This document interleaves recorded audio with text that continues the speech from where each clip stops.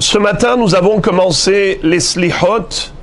Le minhag séfarade, c'est de réciter les Slihot pendant tout le mois de Elul et les 10 jours de pénitence jusqu'à Kippour.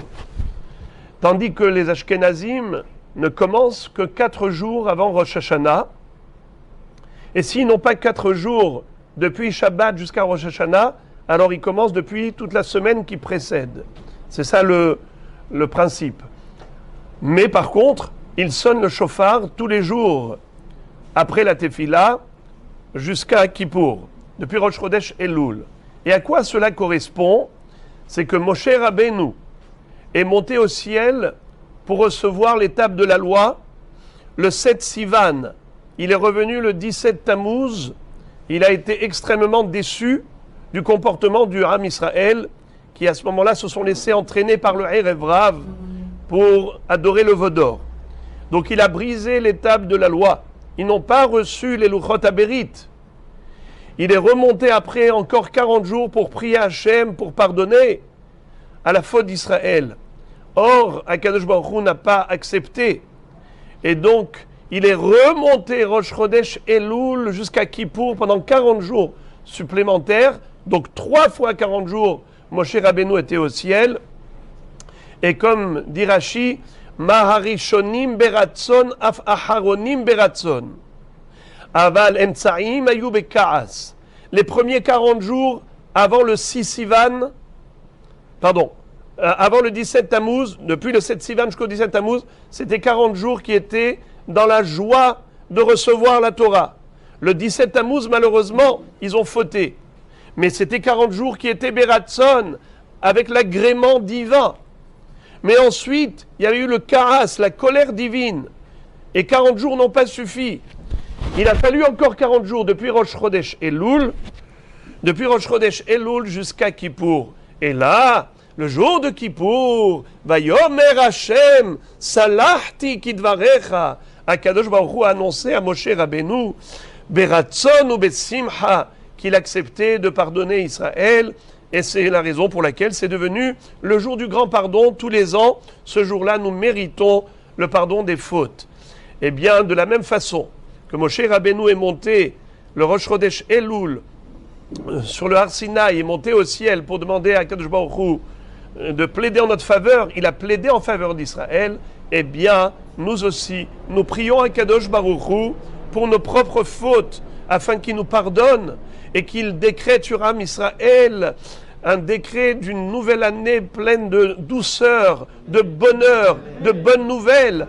Alors voilà, Rabotai, la raison pour laquelle on fait cet effort de venir au Slihot.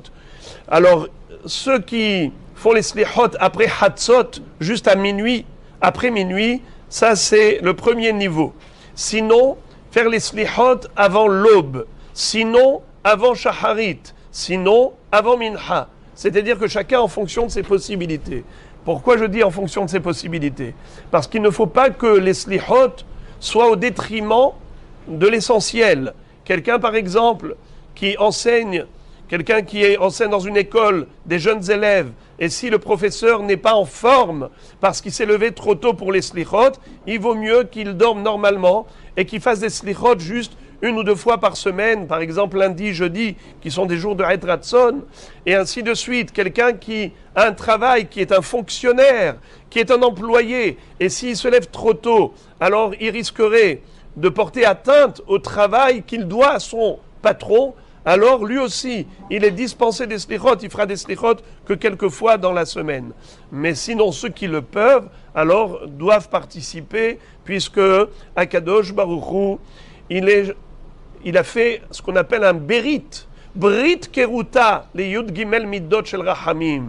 Il a montré à Moshe Rabbeinu comment faut-il faire les slihot. Vaya'avor Hashem al pana vayikra.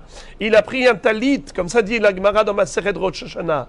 Amar Rabbi Yochanan, il malé mikra katuv ifshar le omro, melamed shenit'atef hakadosh baruch hu betalit. Ve'amar le Moshe Rabbeinu. Ya'asu lefanai kaseder hazeh vani mohel lahem.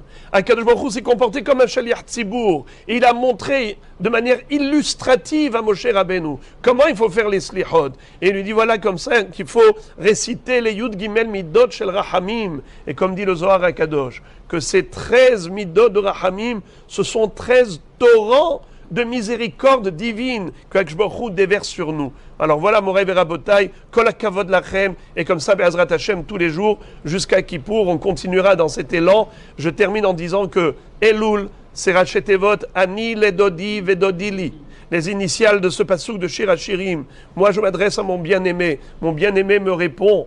Et les Sofet Tevot de ces 4 mots, c'est Ani, c'est Yud, Ledodi, Yud, Vedodi, Yud, Li, Yud. Les 4 dernières lettres de ces 4 mots, c'est 4 fois Yud. Ça nous donne quoi 4 fois Yud. Yud, la valeur numérique, c'est 10. Donc 4 fois 10, 40. 40 jours depuis Rosh Chodesh Elul jusqu'à Kippour, que Akadosh Baruch Hu exauce toutes nos tefilot Keni Ratzon.